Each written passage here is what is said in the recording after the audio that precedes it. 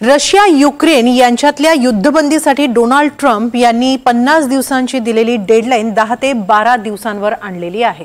येत्या 10 दिवसात युद्धबंदी करा, युद्ध थांबवा, नाहीतर कठोर पावलं उचलू असा इशारा डोनाल्ड ट्रम्प यांनी त्यांच्या ब्रिटन दौऱ्यादरम्यान रशियाला दिला। आता रशिया त्यांचा हा इशारा फारसा मनावर घेईल असं काही दिसत नाहीये।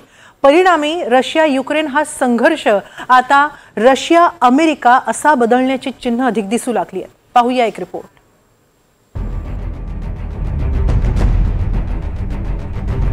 ब्रिटनच्या दौऱ्यावर असलेल्या डोनाल्ड ट्रम्प यांनी रशिया युक्रेन यांच्यातला संघर्ष थांबवण्यासाठी रशियाला दिलेली मुदत आता कमी केली आहे। पुढील 10 ते 12 दिवसात युद्धविराम जाहीर केला नाही तर कठोर पावलं उचलण्यात येतील, ज्यात अतिरिक्त कर, सेकंडरी टॅरिफ आणि इतर कठोर निर्बंध लावण्यात येतील असं डोनाल्ड ट्रम्प यांनी बजावलंय।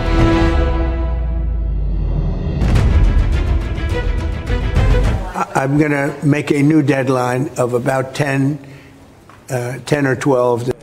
हो, रशियासाठी आम्ही नवीन डेडलाईन निश्चित केली आहे। येत्या 10 ते 12 दिवसात त्यांनी युक्रेनशी शस्त्रसंधी करावी। यापुढे थांबण्याचं काहीच कारण नाही। डेडलाईन आता 50 दिवसांची नाही। मला उदार व्हायचं होतं, पण काय करणार, आम्हाला काहीच प्रगती होताना दिसत नाही। त्यामुळे नवी डेडलाईन 10 ते 12 दिवस असेल। We've done so many peace deals. This is the one I started out with, and this is, I know. Russia आणि युक्रेन यांच्यातील संघर्ष सुरू होऊन 3 वर्ष होऊन गेली आहेत। हजारो लोकांचा बळी गेलाय, लाखो लोकांचं स्थलांतर झालंय, पण अजूनही रशिया किंवा युक्रेन दोन्ही देशांकडून युद्धविरामाविषयी कोणताही ठोस निर्णय झालेला नाही। 3 वर्षात पुतिन आणि झेलेन्स्की यांच्यात एकदाही भेट झालेली नाही। तुर्कीमध्ये दोन्ही देशांच्या प्रतिनिधींची 2 वेळा चर्चा झाली, मात्र त्यात युद्ध कैद्यांना सोडण्यापलीकडे काहीही ठोस निर्णय झाला नाही। उलट चर्चा सुरू झाल्यानंतर युक्रेन आणि रशिया दोघांनीही एकमेकांवरचे हल्ले वाढवलेत। दरम्यान युक्रेनचे अध्यक्ष झेलेन्स्की यांनी ट्रम्प यांच्या नव्या डेडलाईनचं स्वागत केलंय। राष्ट्राध्यक्ष ट्रम्प यांनी केलेली विधानं अत्यंत महत्त्वाची आहेत।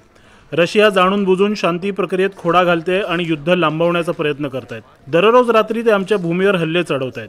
खरंच शांती हवी असेल तर कठोर निर्णय लवकरात लवकर घ्यावे लागतील। सामर्थ्याच्या आधारावरच लढाईत शांतता येऊ शकते, हे आम्ही वारंवार सांगत आलोय। आमच्या मित्रांनाही हे माहिती आहे। युक्रेन नेहमीप्रमाणेच अमेरिकेसोबत शांतीसाठी चर्चा करण्यास तयार आहे। युक्रेन अमेरिकेचे राष्ट्राध्यक्ष ट्रम्प आमच्या देशात शांती आणि स्थैर्य नांदावं याच्यासाठी चर्चा घडवतील अशी आम्हाला आशा आहे।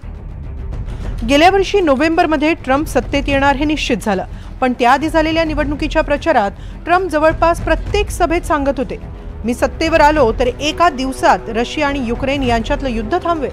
आता ट्रम्प यांनी अमेरिकेची सूत्र हाती घेऊन जवळपास 6 महिने झाले। रशिया युक्रेन तर सोडाच, त्यांचा मित्र असणाऱ्या इस्रायल आणि गाझा यांच्यातला संघर्ष देखील संपलेला नाही। त्यामुळे ट्रम्प यांच्यावर युद्ध थांबवण्याविषयीचा नैतिक दबाव दिवसेंदिवस वाढतोय। तो दबाव हाताळताना ट्रम्प सातत्याने आपली विधानं बदलतायत। म्हणजे युरोपातनं सुद्धा आता अमेरिकेच्या विषयी दबाव किंवा नकारात्मकता वाढत चालली आहे।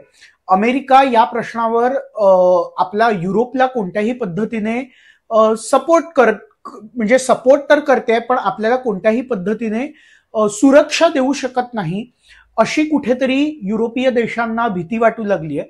आणि म्हणूनच जर आपण पाहिलं तर युरोपीय देशांनी सुद्धा स्वतःचे शस्त्रास्त्र साठा वाढवायला सुरुवात केली आहे। आणि गेल्या 6 महिन्यात जर आपण ट्रम्प यांची नीती पाहिली किंवा ट्रम्प यांचं धोरण पाहिलं तर त्यात कोणत्याही पातळीवर, मग ते आर्थिक पातळीवर असेल किंवा सामरिक पातळीवर असेल, कोणत्याही पातळीवर ट्रम्प यांना कोणत्याही प्रकारचं विशेष असं यश मिळालेलं दिसत नाहीये। आणि हेच ट्रम्प यांच्या फ्रस्ट्रेशनचं एक मुख्य कारण आहे असंही आपल्याला म्हणावं लागेल। शांती प्रक्रियेबाबत दोन्ही बाजू सकारात्मक असतील तरच शांतता प्रस्थापित होऊ शकते। डेडलाईनच्या दबावाने किंवा आर्थिक कोंडीला घाबरून रशिया थांबेल असं चित्र नाही। युक्रेनला होणारा अर्थ आणि शस्त्र पुरवठा थांबला पाहिजे अशी रशियाची मागणी आहे, पण युरोप आणि अमेरिका दोघेही युक्रेनच्या पाठीशी भक्कमपणे उभे आहेत, तोवर संघर्ष थांबणंही कठीणच आहे।